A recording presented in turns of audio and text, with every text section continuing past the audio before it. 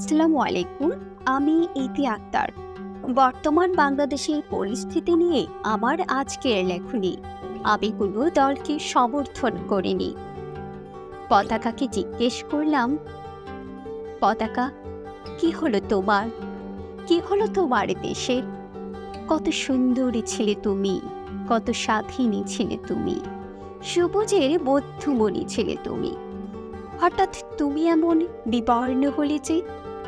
পতাকা আমায় উত্তর দিল, এতদিন সবুজকে চারদিকে থেকে আগলে রেখে সুখময় স্বপ্ন নিয়ে ভালোই কাটছিল জীবন।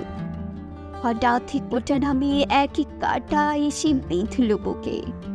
যন্ত্রণায় কাতরাতে কাতরাতে আমার সবুজায়ন বিলীন হয়ে গেছে ব্যথায়। আমার এই যন্ত্রণা দূর করতে আবু সাইদ, তাহমিদ, আসিফ, এমনকি মুগ্ধও এসেছিল পানি নিয়ে। কিন্তু আমার ব্যথা এতটাই প্রকট ছিল যে তারা ব্যর্থ হয়ে গেছে। এমনকি এই যন্ত্রণার অভিশাপে তাপে জীবন দিতে হয়েছে তাদের।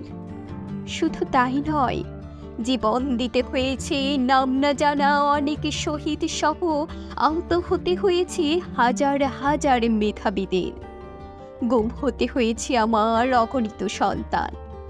বিবর্ণ বিভৎসতায় আমার সব সৌন্দর্যতা নষ্ট হয়ে গেছে। কি হবে আমার ব্যথার প্রতিদান? ফিরে আসবে কি আমার সূর্য সন্তানগুলো? স্রষ্টার কাছে এখন এই মিনতি, উদিত হবে কি শান্তিময় আলো নিয়ে আমার পূর্ব দিগন্তের সেই সূর্য?